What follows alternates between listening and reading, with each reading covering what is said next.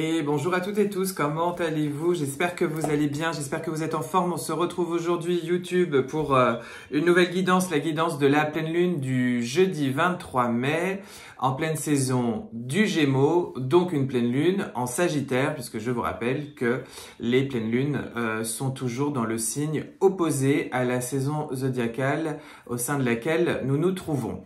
Pleine lune du jeudi 23 mai à 15h et quelques, il me semble, heure de Paris, si je vous dis pas de bêtises. Tout d'abord, pour vous rappeler bien que pour tous ceux qui souhaitent des renseignements sur mes modalités de consultation pour prendre rendez-vous en individuel, vous avez la petite adresse, c'est rdv.baptismalati@gmail.com et je vous la remets en bas de la vidéo. Alors, les enfants, quel mois de mai quand même. Alors, je vous invite à aller voir la guidance du mois de mai si jamais vous l'avez loupé. Mais c'est vrai que on arrive dans cette dernière partie du mois et on est quand même un petit peu rincé. Parce qu'effectivement, comme je vous l'avais annoncé, on a un peu eu le sentiment que ce mois de mai, il vit dans une parenthèse un peu spéciale. Aussi bien d'un point de vue individuel qu'autour de nous, dans ce qui se passe dans nos entourages, que collectif. Il y a quand même ces sauts de fréquence que nous avons vécu janvier, avril, les deux éclipses, Jupiter-Uranus, la conjonction, etc., etc. Ces sauts de fréquence que nous avons vécu, ils créent, j'emploie le mot bug, mais il est pas bon en fait, parce que derrière le mot bug, il y aurait comme l'idée d'erreur, de mauvais, vous voyez, de choses qui surgissent comme ça alors que ce n'est pas prévu. Vous voyez, donc je le tempère, mais je pense que vous voyez ce que je veux dire. Il y a comme cette idée où ça pète un peu, ça sursaute, ça fait chauffer les cafetières et péter les disjoncteurs. Il y a quand même des mouvements au niveau mental, au niveau émotionnel, des prises de décision, des virages à 180 degrés, des événements qu'on n'avait pas vu venir qui surgissent. Et puis, beaucoup de choses aussi qui sont en attente, en suspens, alors qu'on pensait que ça pouvait être réglé. C'est comme si on avait le sentiment qu'on participait à un jeu dont les règles étaient un petit peu brouillées. Ce qu'on pensait être valable, certains semblent, et je dis bien semblent, ne plus l'être. Et puis, ce qui aurait dû être des exceptions, ce qu'on ne voit pas venir, et ben finalement est apparu. Vous voyez ce que je veux dire? On a un espèce de flou artistique, ça va se poser. Comme je vous l'avais dit, on a un vrai changement maintenant qu'on a passé le 20 mai et avec cette pleine lune. D'une part parce que nous venons de rentrer dans la saison du Gémeaux et je vais faire un point là-dessus. Et on va justement bien sentir cette transition-là avec ce qu'on est en train de vivre sur ce mois de mai 2024. Parce que, je vous l'avais dit, ce mois de mai, il insiste énormément, il nous fait énormément travailler nos sécurités intérieures et nos sécurités extérieures. Il nous fait énormément travailler des questions qui tournent autour de la notion d'abondance, dans tous les sens du terme, du plus imagé au plus concret, au plus tangible. Et forcément, comme il nous fait travailler ça, il nous fait vivre des expériences dans l'extérieur, des situations, des réflexions qui justement auraient tendance à mettre à mal nos fameux sentiments de sécurité, nos besoins d'être rassurés par ce qui se passe de manière tangible et de manière concrète. Justement. Et c'est ça qui nous fait travailler cette bascule intérieure, ce changement de fréquence et cette confiance et cette foi à l'arrivée. Donc je vous l'avais dit, en plus il peut y avoir beaucoup de questions contractuelles à tout niveau, voilà, des signatures, aussi bien pour conclure des choses, pour les entamer ou les entériner, mais voyez, il peut y avoir beaucoup de choses comme ça qui flottent en ce moment dans votre espace et dans vos questionnements, où vous pouvez être très en attente d'avoir une nouvelle en particulier, quelque chose de rassurant, quelque chose qui vous permette de vous raccrocher. Voilà, ça flotte vraiment dans l'air. Là, on a quand même senti l'énergie changer avec l'entrée du soleil en Gémeaux. Le Gémeaux est un signe, si vous voulez, dans notre saison zodiacale, on démarre avec ce bélier qui est cette première graine de vie, cette première impulsion. Elle vient se densifier en taureau et elle vient faire l'expérience de la dualité avec le gémeau, c'est-à-dire cette dimension de jumelage, cette dimension sociale, d'altérité, de faire avec l'autre, de compter sur l'autre, de sociabiliser, d'aller trouver des solutions avec l'autre, de conclure des partenariats avec l'autre. Le gémeau est vraiment un signe qui est très porté sur les amitiés, sur les partenariats, sur la sociabilisation. Donc on retrouve comme ça cet élan extérieur, besoin de trouver des solutions avec les autres. Le Gémeaux, c'est un signe animé par son intelligence, son intellect, sa curiosité, son besoin de communiquer, son besoin d'apprendre. Il peut y avoir de la dispersion effectivement dans le Gémeaux. Je vous rappelle que c'est quand même un signe qui est régi par le dieu Mercure, qui est le dieu de l'échange et de la communication. En fait, sans vous faire tout un cours d'astrologie parce que c'est pas le sujet, je vous replace juste un petit peu le contexte de ce qui se joue en ce moment. Nous entrons dans une semaine, et c'est ce que cette pleine lune, elle est en train de nous faire travailler, où vous retrouvez des ouvertures, peut-être des sentiments de vous réouvrir sur des nouvelles choses, comme si des nouvelles perspectives se présentaient à vous, ou vous étiez dans l'attente de ces nouvelles perspectives. Vous êtes en recherche de solutions. Cette solution, elle peut passer par les autres, demander avis, demander conseil, oser faire jouer son réseau autour de soi, oser demander à l'autre, oser prendre avis. Voilà, je l'ai dit, il y a vraiment quelque chose autour de ça. Et comme on est en Sagittaire et que c'est le signe opposé du Gémeaux, justement, le Gémeaux peut avoir comme défaut, au bout d'un moment, de se perdre un petit peu dans son mental, dans ses réflexions, dans sa dispersion, dans tous ces sujets qu'il souhaite creuser. Il peut un petit peu être flottant et en fait s'enfermer, s'emprisonner tout seul dans la bulle de son mental. Le Sagittaire vient au contraire lui donner une certaine colonne vertébrale, une certaine rigueur, enfin je dirais surtout à la fois de l'idéalisme et de la foi, là où le Gémeaux, à force de se disperser et de se perdre dans son mental, pourrait voir les choses en noir alors qu'il y a de l'espoir. Mais surtout, il vient lui donner un objectif, une quête. Il vient l'inviter, notre Gémeaux, à se recentrer sur ses objectifs principaux, c'est-à-dire dans cette dispersion, dans peut-être ce flou, dans ces choses sur lesquelles on ne sait pas trop exactement sur quel pied danser. On est à la fois philosophe et en même temps on a besoin d'être assuré. C'est ok, on a peut-être des portes à aller ouvrir, on a peut-être des choses à... Il faut peut-être se déployer un peu, s'ouvrir un petit peu plus là dans la matière, dans le concret ou dans le subtil. Mais le Sagittaire, cette pleine lune en Sagittaire, elle va vous aider à rester quand même focus sur vos objectifs principaux. Et à ne pas vous disperser et à bien mettre l'énergie au bon endroit, au bon moment. Et j'ai envie de vous dire même de viser un petit peu juste. L'image qui me vient, c'est vous hésitez entre trois projets. Il y a plusieurs choses que vous aimeriez. Cette semaine et cette pleine lune va vous aider à clarifier certaines choses et à vous dire non mais ça c'est la priorité. Ça, c'est secondaire. Ça, on verra plus tard. Ça, ce sera plutôt cet été. Ça, on verra à la rentrée. Ça, il faut que je fasse ça. Et comment ? Il faut que j'appelle un tel. Il faudrait que je me renseigne auprès de tel organisme. Il faudrait que je médite un petit peu et que je me recentre. Il faudrait que je prenne soin de mon corps par rapport à tel truc. Vous voyez ce que je veux dire?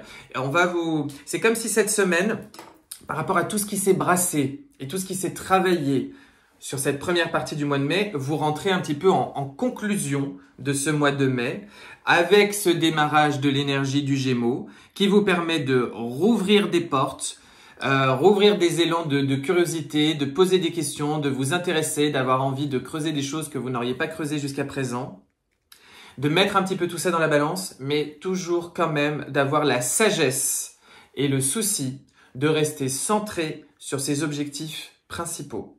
Ou peut-être les nouveaux objectifs qui se découlent parce que les anciens objectifs sont devenus un petit peu obsolètes. Comme un projet comme ça qu'on a en tête et puis en fait au fur et à mesure qu'on déroule la bobine, il devient bien différent de ce qu'il était prévu d'être à l'origine. Vous voyez ce que je veux dire? Donc j'ai envie de vous dire, cette semaine, elle est extrêmement salvatrice pour pouvoir se poser un peu plus et toujours plus approfondir un travail de foi, un travail de cohérence avec qui vous êtes. Parce que n'oubliez pas que nous sommes toujours dans une année de reprise de territoire, année 8, année 2024, on retravaille son territoire, son assertivité, son positionnement et comment je suis, qui je suis profondément. Vous voyez comment je deviens, comment j'apparais, qui je suis profondément. Comment je me respecte, comment je reste aligné avec ce que je veux vraiment être maintenant et demain. Et justement, c'est à l'aune de ça et à l'aune de mes expériences que je me positionne. Et surtout, c'est grâce à ça que j'arrive à ne plus avoir peur et à ne plus craindre de faire ces sauts, de faire ces passages, hein, de monter ces marches. On est vraiment dans des moments de croissance importante, voire extrême. et en même temps, il faut accepter les timings de l'univers, il faut accepter que tout est juste, tout est parfait, qu'on n'a pas la main sur tout et rester très philosophe et très souple par rapport à ça. Et arriver à se donner des zones dans lesquelles on reste dans une très belle qualité de présence. Je creuserai plus ces questions du Gémeaux dans ma guidance du mois de juin qui va arriver du coup, je pense la semaine prochaine, fin de semaine prochaine. Parce que cette fin de mois de mai va déjà nous donner la tonalité des réouvertures qui vont se produire en juin. Ensuite, juillet-août sera flotti-flottant comme c'est très souvent le cas de l'été. Voilà. Bon, personne ne sait ce que veut dire vraiment flotti-flottant, vous l'aurez compris, mais en même temps, vous voyez l'image quoi dans votre tête. Et puis, la rentrée va reproposer des challenges. Et à nouveau, je vous le dis, surtout à partir d'octobre, mi-octobre, début novembre, nouveau saut quantique en prévision, nouveau saut de fréquence parce que notre monde il transitionne et que vous êtes invité à transitionner et à faire votre mue à l'intérieur, hein, lâcher vos anciennes écailles, lâcher votre ancienne peau et à faire votre mue à partir de votre cœur, à partir de cet alignement. Vous savez, il va falloir jongler avec cette idée que parfois savoir comprendre que quand tout bouge, on ne bouge plus et en même temps que s'il y a croissance, s'il y a crise, s'il y a événements comme ça qui redistribuent un petit peu les cartes, c'est toujours le moment d'aller voir plus loin et de pas prendre les décisions un peu à la petite cuillère, un peu à court terme, mais surtout quand même d'avoir une espèce de visibilité sur 1, 2, 3, 4 ans. Voilà. Et de comprendre quand même le mouvement du monde pour pouvoir l'épouser. Je sais pas pourquoi je vous dis ça, mais on me dit de vous dire ça, ça va créer probablement des synchronicités pour beaucoup d'entre vous. Pleine lune hyper intéressante qui en plus, pour moi, fait vraiment le parallèle avec la conjonction Jupiter-Uranus que nous avons eu fin avril, donc il y a un mois. Nous sommes en plus à un mois du solstice et nous sommes en plus en pleine lune, la pleine lune du mois de mai, pardon. Et donc vous savez que c'est le Vésac. Je n'insiste pas sur le Vésac cette année parce que c'est pas important, c'est qu'il y a eu d'autres années où vraiment j'ai beaucoup plus, argumenté, disserté sur ce que représente le Vésac. Cette année, bien sûr qu'il y a toujours cette notion d'unité à aller retrouver au sein de cette période du Vésac, parce que vous savez que c'est très sacré chez les bouddhistes, hein, ça célèbre la naissance du Bouddha. Donc encore une fois, pour moi surtout, c'est que si je vous ressente par rapport à l'astro, je sais pas pourquoi, mais faut que je reste centré. Non, c'est pas qu'il faut que je reste centré par rapport à l'astro, c'est que c'est en passant par l'astrologie que je m'appuie pour bien vous expliquer ce qui se joue en ce moment énergétiquement et globalement et ce que les guides de toute façon souhaitent vous dire. C'est que vous pouvez en ce moment, là, sur cette semaine de pleine lune et sur les 15 jours qui arrivent,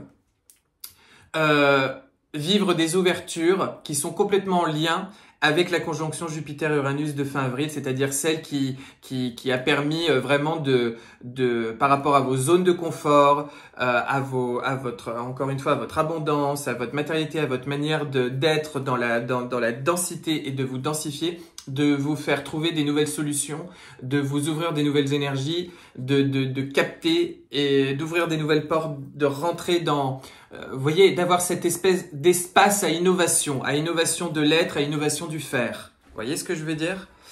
Et donc là, on est pile on a un pont vraiment entre ces deux événements où il commence à s'installer, à s'instiguer les conséquences de ce que vous avez pu vibrer à ce moment-là. Vous avez déjà pu le sentir sur ce début du mois de mai et il y a un nouveau passage. De toute façon, je n'ai pas arrêté de vous dire ce qui s'est passé au mois d'avril a des conséquences sur les jours, semaines, mois et années à venir. Donc voilà, on ne peut pas être plus clair, c'est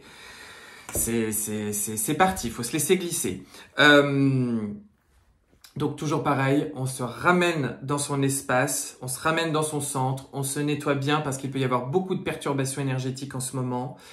Parce que voilà, les sauts de fréquence, ça fait comme des espèces de plaques tectoniques, vous voyez, ça se superpose et il peut y avoir des espèces de petites failles et également dans un organisme subtil. Donc on se recentre bien, on se nettoie bien, on fait ces petits rituels qu'on aime bien, on prend des temps de pause pour méditer, on prend des temps de pause pour se recentrer, pour se réancrer profondément, pour pouvoir justement être bien clair et bien entendre ses solutions, ses priorités, pas se disperser, garder ses objectifs en tête, philosopher, épouser le timing divin. Je peux pas vous dire mieux, Thérèse. Alors, on se tire les cartes. Au centre de cette pleine lune du 23 mai, le cavalier de bâton. Voilà. Le cavalier de bâton, c'est vraiment le dispersé par excellence du zodiaque.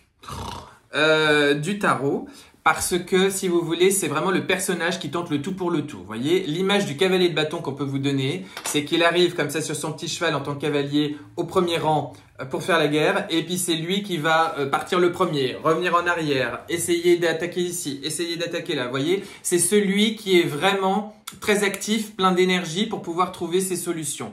Il veut entreprendre différemment, il veut se positionner différemment, il n'a pas peur d'aller sur ses zones d'inconfort, il n'a pas peur de se remettre en question. Il n'a pas peur, peut-être il y a une notion aussi d'étranger, de partir à l'étranger, de voir les choses autrement, d'aller rencontrer l'étranger qui est en vous, ou un étranger, ou un partenariat avec l'étranger, ou du boulot à l'étranger, ou un voyage à l'étranger. Je vous le dis aussi, ça peut faire des synchronicités pour certains. En tous les cas, il y a vraiment l'idée que là, dans ce centre, on fait vraiment le tour du cercle pour pouvoir vraiment conscientiser toute sa densité. Dans votre tête, vous avez le chariot. À nouveau, quand même, une idée de cheval, d'avancement, d'avancée. Dans notre tête, comment vous dire? Vous avez vos objectifs et ils sont bien dans votre tête. Vous savez où vous voulez aller. Vous connaissez vos défauts, vos qualités, vos croissances, vos besoins de croissance. Vous commencez à deviner un petit peu vers là où la vie veut vous emmener grâce à tout ce que vous avez vécu ces dernières semaines, ces derniers mois. Vous êtes équilibré, plus équilibré que jamais. Et vous avez des envies de réussite, vous avez des envies conquérantes, vous avez des envies de vous sentir gagnant, de vous sentir victorieux d'une situation, d'avoir le sentiment d'être en haut du panier. Vous voyez ce que je veux dire? Tout ça, c'est dans votre tête, c'est-à-dire que c'est extrêmement présent à l'intérieur de vous et vous avez envie d'ailleurs que les choses aillent vite et que les choses aillent bien. Vous avez une envie vous êtes un petit peu impatient dans votre tête avec tout ça. Bon, ça bouge beaucoup en tous les cas en ce moment, dis donc. Ce qui va vous aider, c'est de vivre cette transition, c'est de vivre cette croissance avec la mort, c'est de vivre ce printemps dans tout ce qu'il vous propose. C'est d'accepter ce qui se détache, ce qui se défait, ce qui n'est plus. De ne pas avoir peur de ce qui semble commencer à lâcher votre main et d'aller vers cette suite. Ce qui va vous aider, c'est cette renaissance, c'est ce côté très alchimique qui se passe en ce moment. Ce qui va vous aider, c'est vraiment d'accepter cette transition dans tout ce qu'elle vous propose. Ce que vous lâchez derrière vous, probablement des hésitations, une manière de jongler un petit peu entre deux feux, une manière de ne pas être sûr de vous. Ce que vous lâchez derrière vous, c'est peut-être de ne pas écouter votre intuition. Ce que vous lâchez derrière vous, c'est de ne pas vous écouter tout court. Cette attitude où vous aviez tendance à toujours privilégier des contraintes, des conditionnements extérieurs que vous vous placiez vous-même en réalité, puisque vous en êtes l'artisan, et de ne pas au contraire respecter ce qui se passe à l'intérieur de vous. Ça, c'est ce que, à mon avis, vous nous lâchez. Vous savez, dans la 2 d'épée, il y a toujours le sentiment de devoir prendre une décision et de devoir écouter son intuition, ce qui se passe à l'intérieur de nous. Vous lâchez une forme d'hésitation, vous lâchez une manière, à mon avis, de ne pas vous écouter, de ne pas vous respecter. Voilà. De prendre des décisions, pour moi, qui ne vont pas aller dans votre sens, qui vont au contraire vous sentiment qui vont accroître votre sentiment de perdre quelque chose, de ne pas vous respecter, de perdre votre puissance, peut-être des peurs de manquer de quelque chose, des peurs de manque d'abondance, des peurs de ne pas retrouver la monnaie de sa pièce. Il y a tout ça pour moi dans ce qui se lâche là au passé. Vous allez vers quoi? Demain, avec cette pleine lune, eh bien, très Gémeaux, cette histoire, que vous soyez Gémeaux ou non. D'ailleurs, si vous êtes très dispersé en ce moment, si vous vraiment, il peut y avoir cette idée-là, au-delà d'avoir un sentiment de retrouver de l'énergie, ah oui, on peut se sentir extrêmement feignant aussi en ce moment. C'est un fait. Les énergies bousculent, on peut avoir un sentiment de ne pas vouloir foutre grand-chose. Regardez où, dans votre thème astral, comment résonne le Gémeaux, ça peut être intéressant en ce moment. Je ferme cette parenthèse. Ce vers quoi vous allez, eh ben, d'ouvrir des nouvelles portes, des nouveaux sujets d'études, des nouvelles manières de concevoir votre suite, de creuser des sujets, de vous rendre curieux, de questionner, de vous intéresser à l'autre, d'aller rencontrer, d'aller vous faire aider, d'aller vous faire épauler, d'aller activer votre réseau. Il y a tout ça qui va s'ouvrir à vous. C'est vraiment une pleine lune de croissance et de transition qui vous réaligne face à vos objectifs. Vous avez été réaligné face à votre destin il y a un mois. Maintenant, on vous réaligne dans vos objectifs et on clarifie les choses autour de cette pleine lune. Voilà le programme, les enfants. Passez une excellente pleine lune. Je vous embrasse. Prenez grand soin de vous et je vous dis à très vite pour de nouveaux partages. Gros bisous.